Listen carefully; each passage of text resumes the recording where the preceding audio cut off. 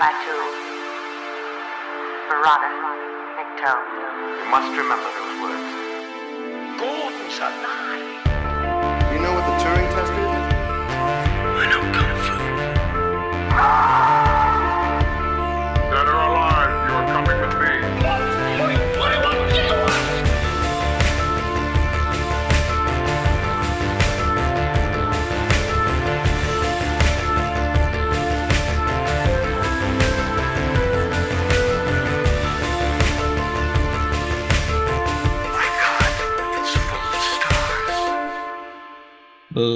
Ladies and gentlemen, welcome back to Stories Out of Time and Space, and this is our Patreon content, a Patreon bonus, and we are wrapping up our Alien saga. We are going to be doing some extra bits and pieces. As always, I'm Scott Weatherly as well, and I'm always joined by Julian Darius. Julian, how are you doing? I'm doing all right. Ready to fight some xenomorphs? Excellent. Yes, no, fighting indeed, as we are going to be doing the Alien Isolation. We are going to be looking at I don't know, it was done as a series and a film of the game using the cutscenes. That's the only way really to describe what this is. Well, so Alien Isolation was first released in 2014 as a video game. And it has a reputation for being the best Alien game ever done.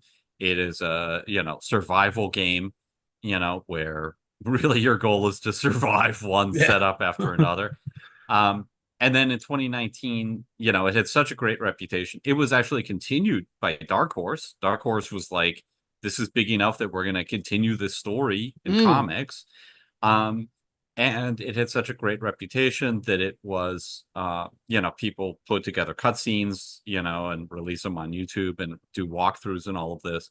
And so they put select cutscenes edited together with some new content to make a 7-episode web series.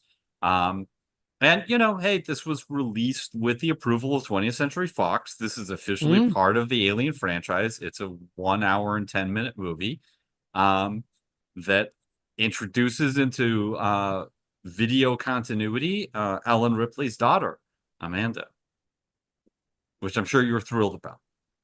Yeah, no, it's interesting. I mean, this is one of those weird things about the continuity is, I don't know, it's we're going to talk about this, and we're obviously going to talk about the fan films as well on the next episode. And this got all together, watching these in quite a quick succession. The game in particular sort of lent something to me that was maybe Ridley Scott was onto something when he did Prometheus and was like, we're going to do something different. The amount of times you can be on a ship being chased by a xenomorph kind of has a limited appeal. But this is interesting. I don't know, like that Ellen Ripley comment. This is that thing about, again, it's a nerd thing. Like if you've only watched the standard theatrical cut, like it makes no difference. Like she's a 2-second kind of reference in the theatrical cut, really. Like she's only in it for, like she's referenced. Is she even referenced in the theatrical cut, or is that the director's cut of Alien? Only the director's cut. Yeah, Aliens. Yeah. So not even mentioned in the theatrical cut of Aliens. In the director's cut, the extended cut, there's a picture of an older woman, and it says like, she aged 60 whatever, 67, and blah blah blah, and is dead, and that's it. Like that's the kind of all it's mentioned. And so you so Ripley had a daughter. Cool, all right. It's kind of like, I can see why it was cut from the film, but to center a whole game around it, again, introduces a character. But this isn't the first time she's introduced. I know she exists in the novels and this other stuff. So it was something that other people have done. So I'm fine with it, but it kind of feels like by adding it into canon, this is now, so we've got Alien Isolation, Alien Romulus, then Aliens. So at this point, I'm just like, Weyland-Yutani are just incompetent. Yeah. When it comes, they clearly know about the xenomorph, and they're incompetent. Like at some point, they must be like, we need to stop putting this on things in space. Yeah, I mean, okay, so the Weyland-Yutani thing is a whole issue. I would say that compared to Romulus, especially, Yeah. This is so much better. I mean, like, look, it's video game art. You know, the dialogue is out of sync. That could have been easily fixed just with slowing down and speeding up. Yeah. You know, the visuals and stuff. I don't know why they wouldn't do that before they release this, but okay. I mean, and some of the, you know, sort of CG is, you know, primitive. It shifts, but it also, I'll say, it shifts, doesn't it? From like, oh, this is clearly a cutscene to this is gameplay, mm-hmm. and it kind of like it's noticeable, not in a bad way. Yeah. I'm gonna give that a slide because this is a compilation of game material, so I'm gonna let that slide, but it is noticeable. But I do think that the love for this content that comes through is palpable. Yes. Especially, you know, you get the sense of like, this is what we had, right? Like, you know, it has this feeling of like, there was not a lot of alien stuff going on in 2014.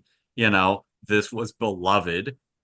You know, the gameplay obviously pulled people in, but you know, the other thing is it feels so connected to the first movie. It is a, you know, sort of a direct sequel to the first movie almost. You know, at least as much as Romulus. Has a sort of similar presence. Here they haven't found an alien, but they found the recording device, the ship, the black box. And so that's led them back to the original planet where somebody got a facehugger on them, and so another space station's going to die. Right. I mean, so the Weyland-Yutani thing is a problem, but I do think that both showing that planet and showing like the what we now think of as the engineer ship, and you know, having this connection to, you know, Ellen Ripley, is, you know, makes this feel very tied to the original film in a way that even Alien Romulus isn't. This just feels like such a love letter to the franchise, and such a, like, you can see how this would have been received as kind of like a return to form in a way that even though the CG doesn't look as good as, you know, like, you can see why people would love this and be like, this is what I want the franchise to do. Yeah, I mean, I'm not I mean, you know, computer game graphics and stuff has never really been a problem for me. I'm, you know, we were of a similar age, and I came up on, like, you know, my first game was the ZX Spectrum, and then I had like, to me, I was a Sega kid, so I, like, you know, went to the Sega Mega Drive, and then I went to beyond that. So, like, I'm well, you know, I'm kind of used to, like, you know, some of my favorite games. The last games I made, major games I played at PlayStation 2, so I'm used to kind of like shonky graphics. But also knowing that this is actually being run by a game engine and stuff like that, like, I'm like, yeah, this isn't Pixar making this thing. Like, I'm not gonna shit on its graphics because it's a game. It's designed to be a game in 2014. So it is what it is. Some of the scenes are better than others. Some of the dialogue I think is pretty bad. However, saying that, I like Italian westerns from the 60s. So, you know, out of sync dubbing, not really a problem. So again, all that's fine. And more recently, you know, there was that Blade Runner Black Lotus show, which I watched all of, sadly. I dropped off clip that show in the middle of a 10 episode run, for God's sake. That's where I dropped off. That's where I dropped off. Was it the clip show? Yeah. I was like, this is bad. I'm dropping off. Sorry. It gets worse. Yeah. But that has, you know, superficially better graphics. Like, the first episode looks ace, you know, but it has key problems where it's like, the hair is not moving with gravity. You know, every time a character's on their side, and I'm like, your hair kind of moves a little, so it's clearly not like sprayed in place or something, but this is not right. So, and that's more annoying to me than, you know, getting it like 95% right and being in that kind of uncanny valley of like, it's good but really awful in other respects annoys me more than this. So I'm with you. Yeah. But I'm also with you on the Weyland-Yutani thing. Like, this one you can kind of get away with. Like, you know, so there was another ship that got a facehugger from there. The problem with this is more that by aliens, they knew that little LV planet Was a problem. clearly had aliens. Why are they only interceding when they get Ripley? Clearly, that's the first time they've learned about this. Does that mean the Data did not survive from this? I'm not sure how that would work. But again, that's less of a problem than Romulus, where in between the two movies, 20 years after Alien, they had, labs that had made like 100 aliens already. Yeah. This film and this thing suffers from a couple of those things as well. And for example, it has eggs planted all over this thing by the end of it. I'm like, cool. You haven't maybe, and again, I'm going to let things slide. Where's the Queen? Where's the Queen? Yeah. So there's bits and pieces like that of the lore and the biology is a bit all over the place. I'm like, okay, this isn't working in that sense. But I will say, but that's common to all the Alien movies. Oh, yeah, exactly. Like that was the problem with Romulus, where I'm like, where's the Queen? Where's all these facehuggers come from? Like, why is this not working?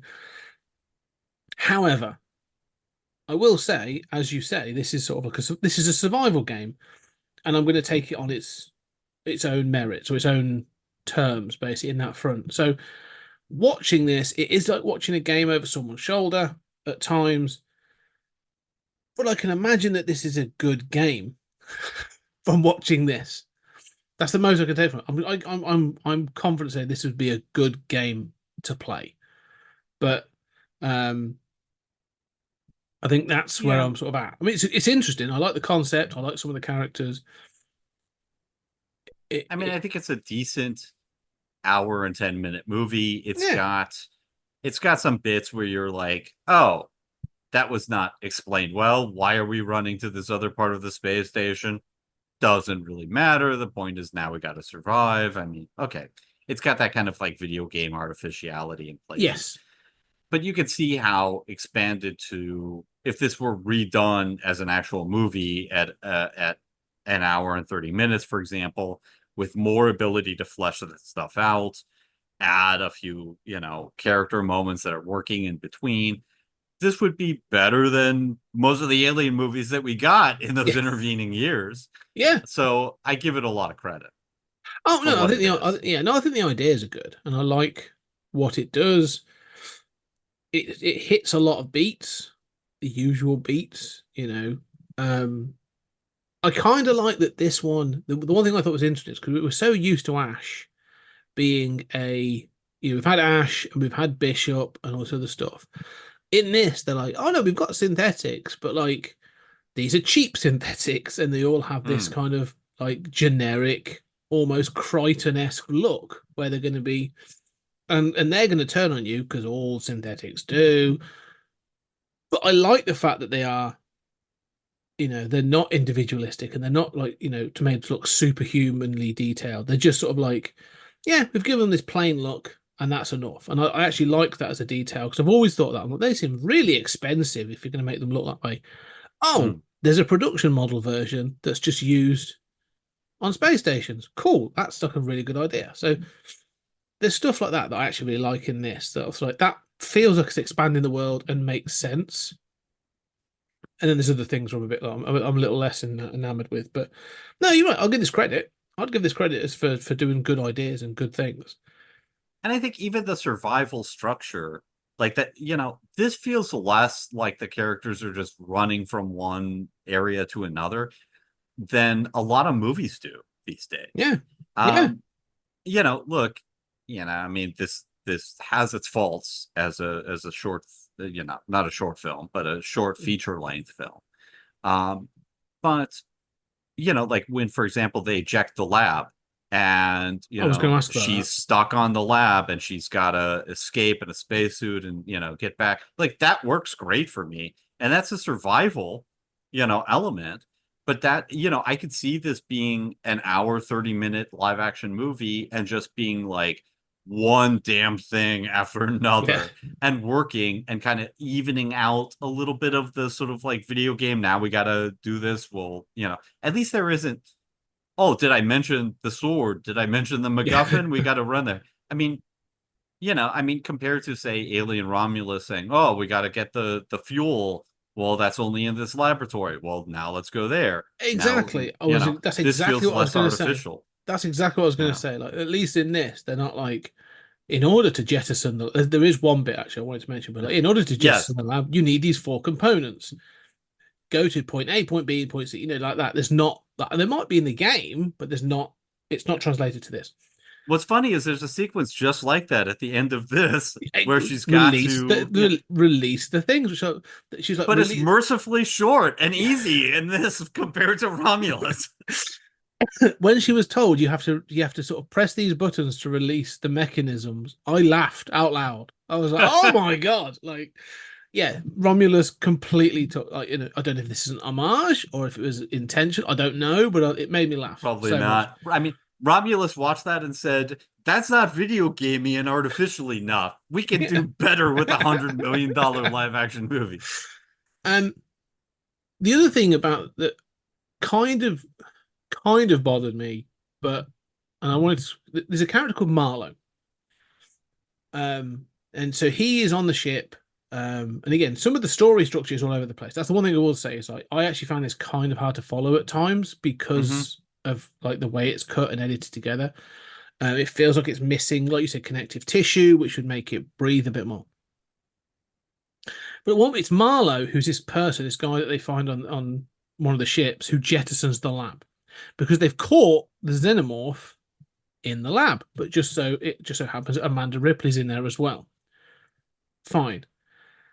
But like he's in the right, and he's going like, "Oh, you bastard! You've jettisoned me, you killed me, blah blah blah." And he's like, "Yeah, but this is exactly your. If your mum was here, she would be on my side."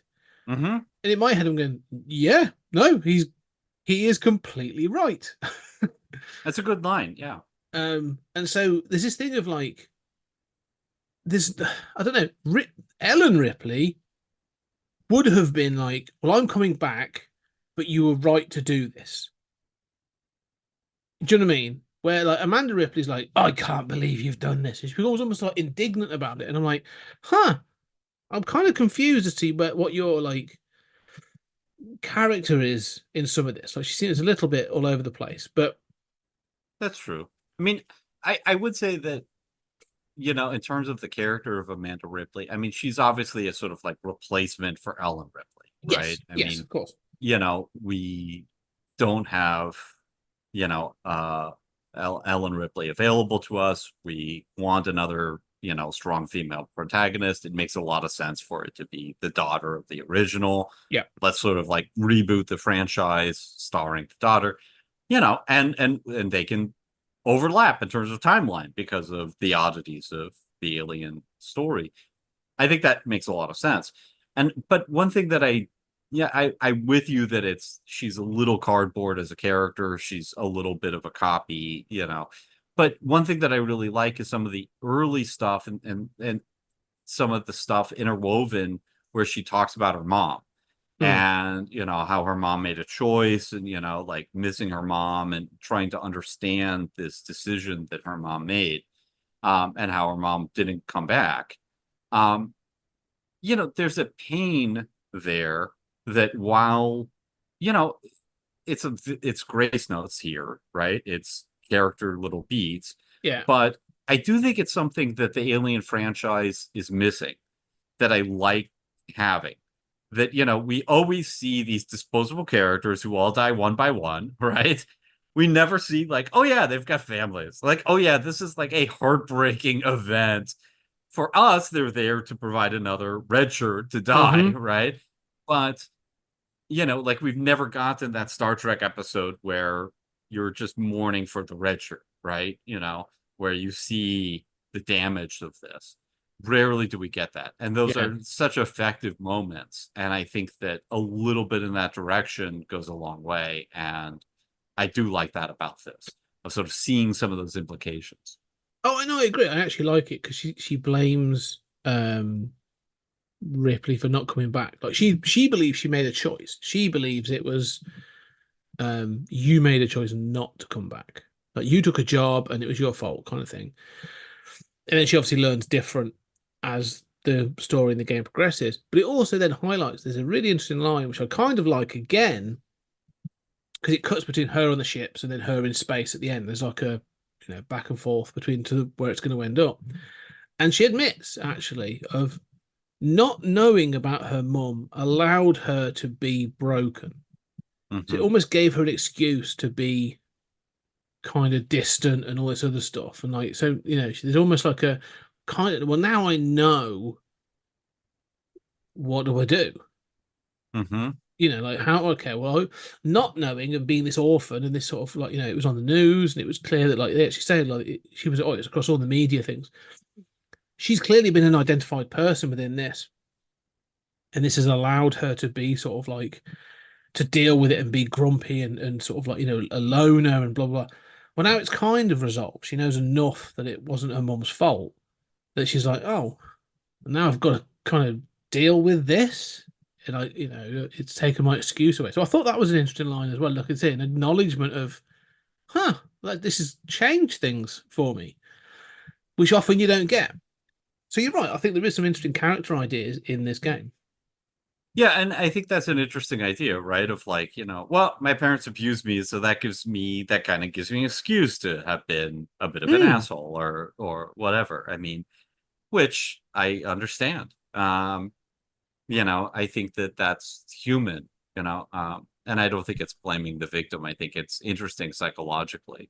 And again, kudos for sort of exploring that, to the extent that it does.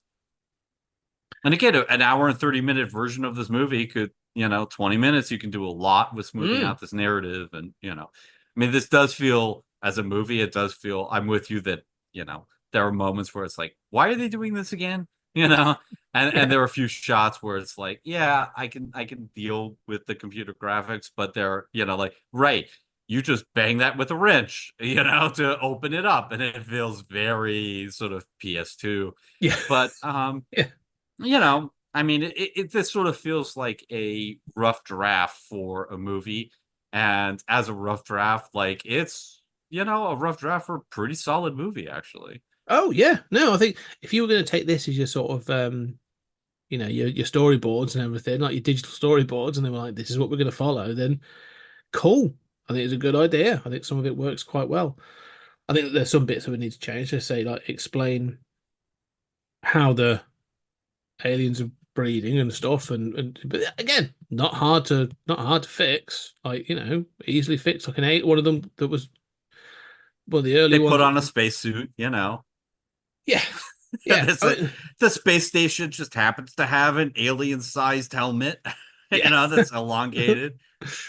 Oh, saying that though, actually, one of the things that this does that we've not seen and I really liked is at one point Ripley's outside doing those clamps, like she's adjusting clamps, and we see xenomorphs on the outside of the ship watching her. And I was like, oh, that's kind of cool. Like they're not just, and then we see them hibernating when the thing explodes later on. They survive, and you see them like clutching to sort of like space debris and curling up and stuff. And I was like, oh, that's kind of cool. That's we know these are the perfect organism. They can survive in space and stuff. And I was like, that's a really cool image to see these.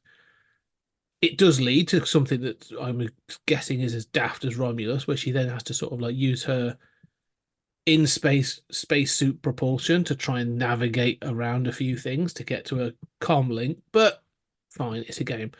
I'm okay with that. But yeah, no, some of it again. Okay. So one thing that I knew you were going to remark upon, and so I'm going to beat you to the punch, is among the random stuff that is included in here is plot points that obviously are inherited from the game, is a person sacrificing themselves by digitizing their brain into the computer, which is not needed for the narrative. It is, you could totally forget that that's in here, but yeah. I was so confused. I was so confused by that.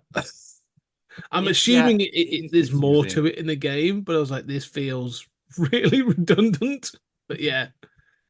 Well, and the only point is like to learn what the computer knows, really. Like it doesn't wind up serving a point really in terms of the plot.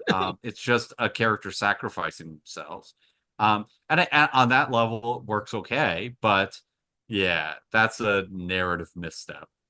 I just assumed that there's a game There's a good, gameplay section there where they act as like navigation through something, or provides a specific information to get you to a place, or in order to unlock something, which like they can't put into the film. So I was like, I'm assuming that that's there for purposes, for reasons, but like it serves no purpose in the edited reduced film. Like it really does feel redundant. I was like, oh, okay, yeah, exactly. I was going to comment on it. I was a bit like, oh, we're there again, but yeah, let's cut that out. Yeah, and that'll give us more time in the hour and 30-minute version. If you really have to do it. Yeah, but I would say I'm with you ultimately, having just gone through the Alien movies. Like, Ripley does not have a daughter in the movie, so that's really clear. She doesn't mention her in Alien. That's been cut out of the Aliens cut that most people have seen. In Alien 3, no mention. Alien Resurrection, she's going back to Earth, no mention. Yeah. She clearly does not have a daughter.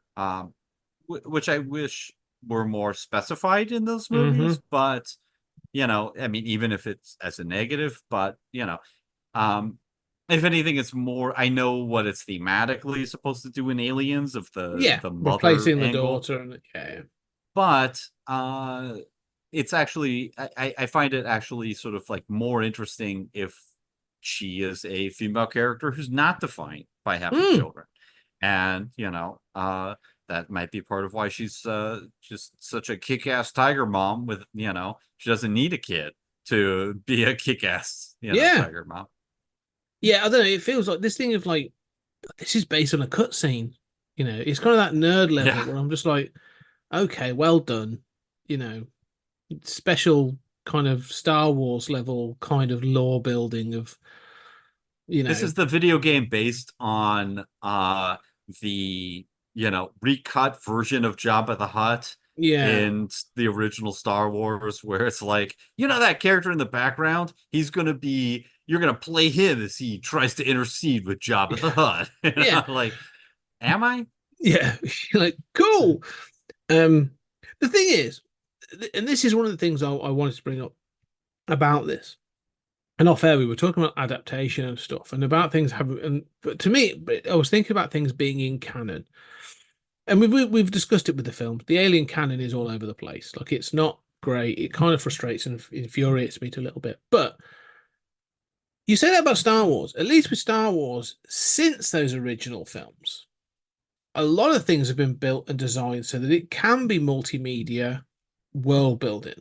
Do you know what I mean? So they're like, yeah, here's the films. These are the main things you're going to follow. If you're going to follow everything or anything, it's these, prequels, main film, sequels, whatever. That's your thread. But in the same world, we can do a droids. We can do rebels. We can do this.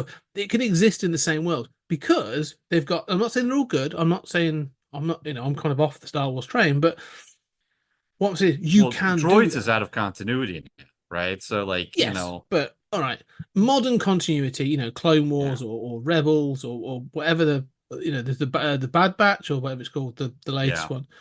Cool, go do those things because they all exist in the same universe. But at least they're like, oh, they're off on this other planet and it looks different and it's going to be this thing, and they're off doing this other thing and it's going to be this, and then we're going to have like the Mandalorian and he's going to do many planets and The problem with Alien is it's not expanded enough. It seems to be so strong. It's almost like Terminator, and it gets stuck on this thing of going like, we've got to do a Ripley. It's got to be a female protagonist, which I'm fine with. But it's like, cool, take them somewhere else. Like Weyland-Yutani. Weyland-Yutani is going to do this stuff, and you go, cool. Who are they selling shit to? Because there appears to be nobody else. Yeah, how does this universe work? Yeah, who's their competitors? How does interstellar government work? What are the regulations? Who's monitoring this?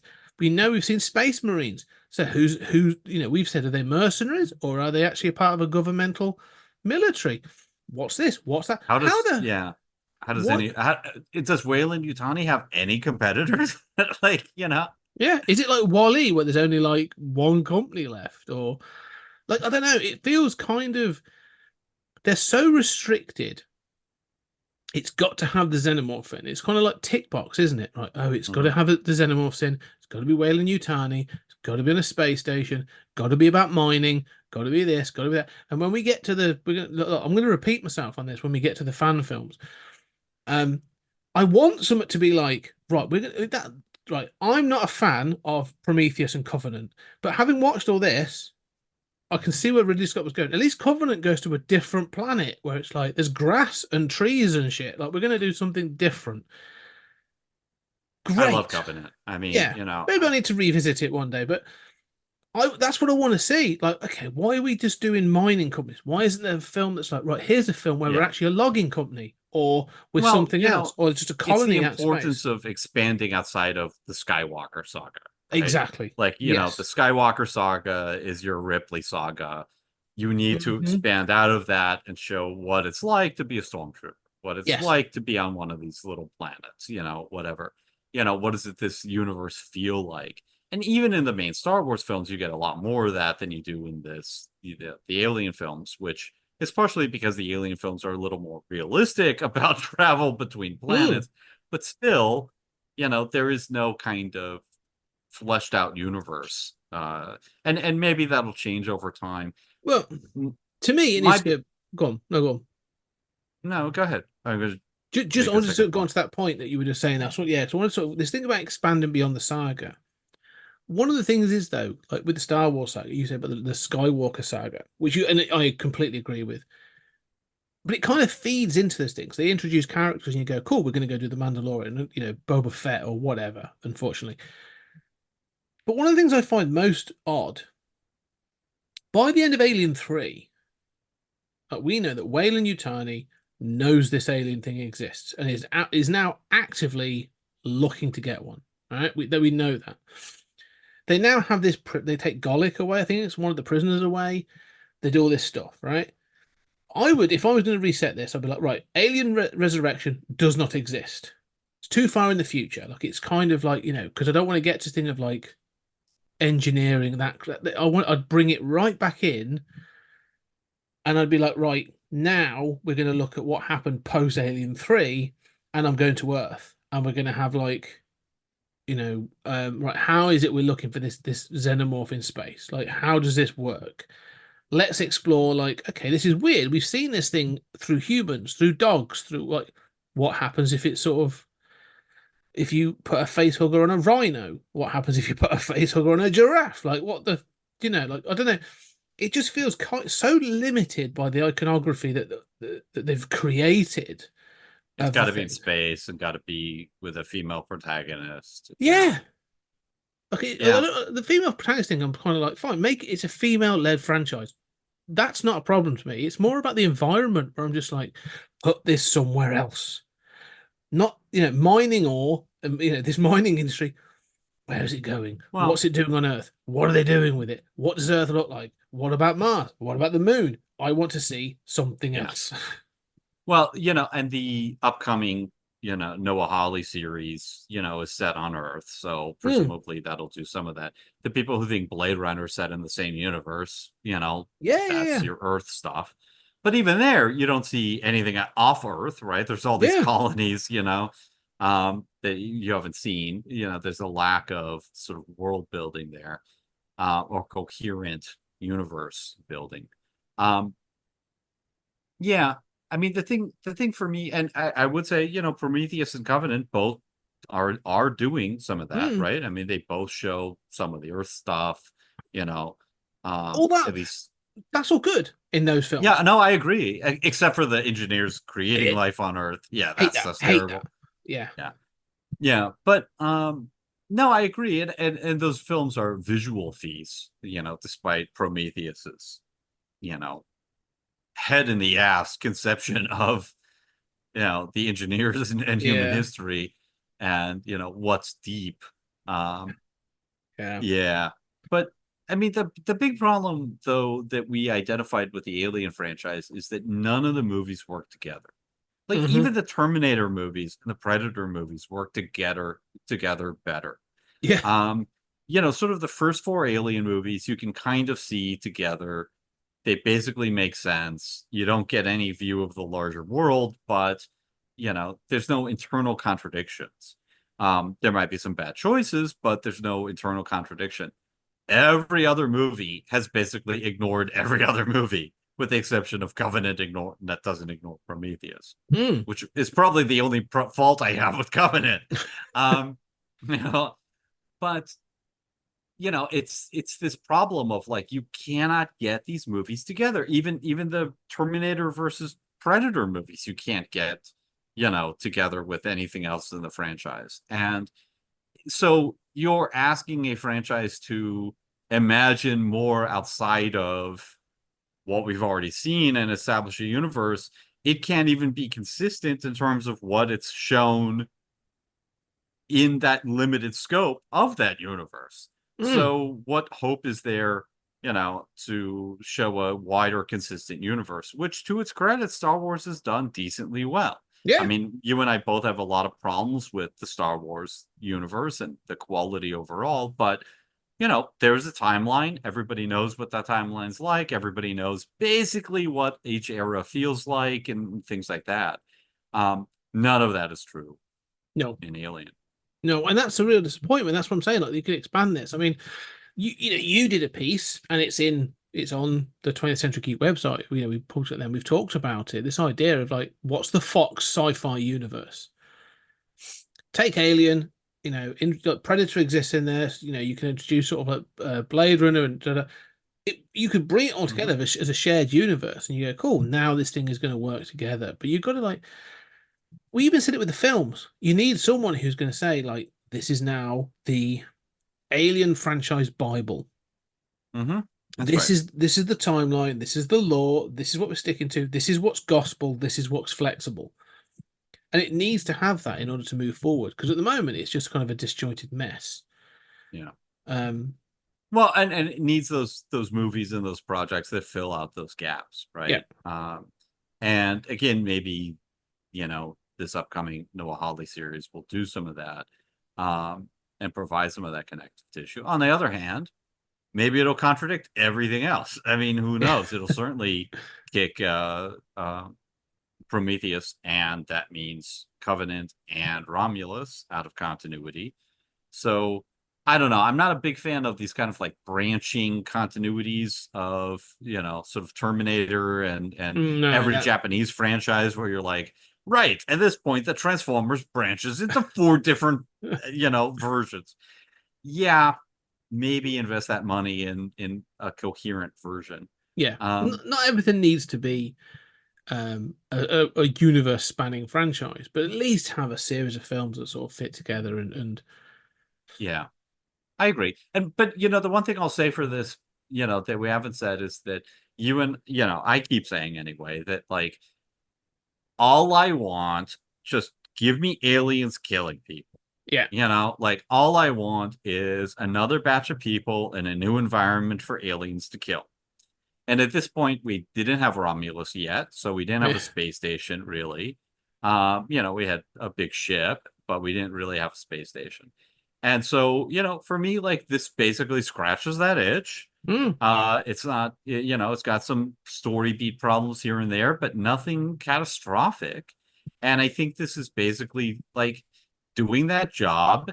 It's not going to be anybody's favorite movie ever, No. But it's probably actually pretty relatively high on the Alien movies in terms of like how satisfactory it is. Yeah, as a story. It's kind of interesting. Sad, sad, but kudos to them for making it.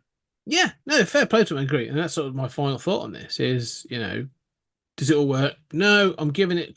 I'm sort of grading it on a curve because I know it sort of cuts scenes everything from a film, from a game. I can imagine the game's very good watching this, where I'm like, oh, there's some really good ideas in this. I think it does some cool stuff. It looks kind of good. I'm sure if I had the time within, I'd have enjoyed playing this. Full sort of thumbs up for that. Yeah, it's not all perfect. It has some sort of issues that kind of frustrate me. But yeah, you're right. Like, I would take some of the stuff from this, if this was made into a live action, over some of the stuff I get. Like, I would definitely take this over.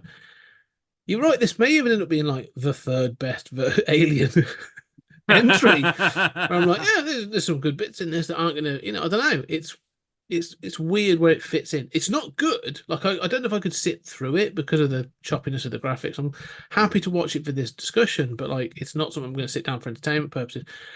But as an idea and some of the things in it, that's all good. But yeah, we'll talk about more about the extended franchise, I think, when we get to the next episode. So, any final thoughts then for Isolation?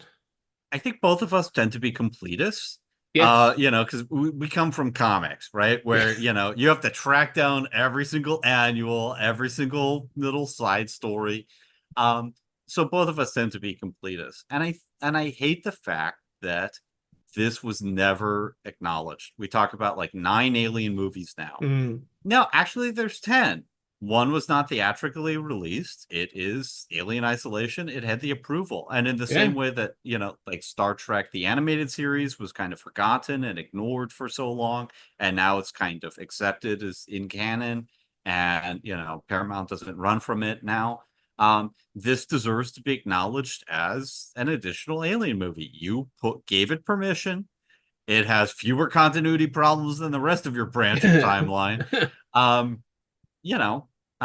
It's there, and I think it deserves to be acknowledged despite its flaws. Yes. No, I agree wholeheartedly on that. I think it's interesting that sort of it's a part of it, and I think it should be acknowledged. As I say, it was that good that Dark Horse took it further with comics, and it sort of fits into the ethos of the films. I would say better than Resurrection and Romulus, maybe. We'll see.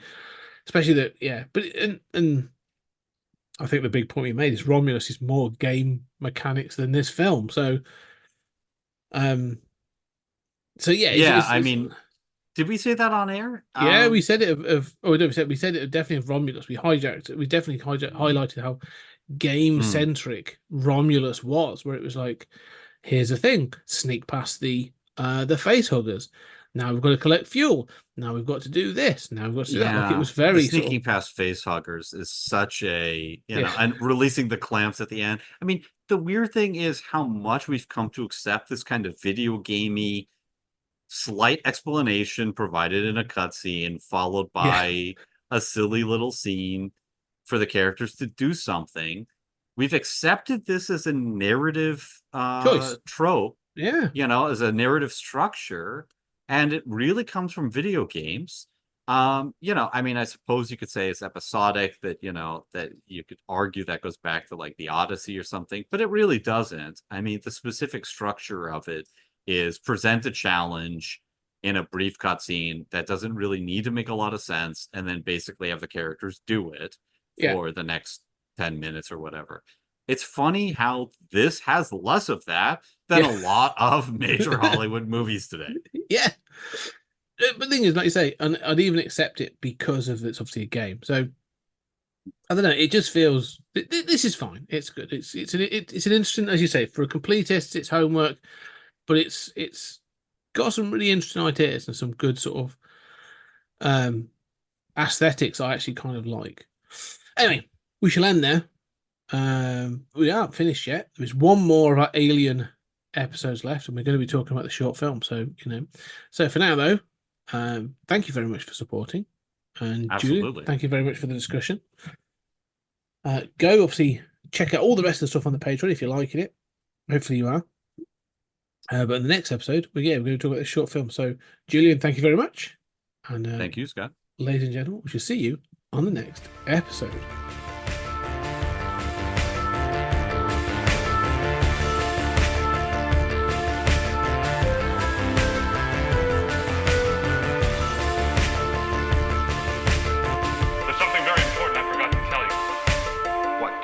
Cross the streams.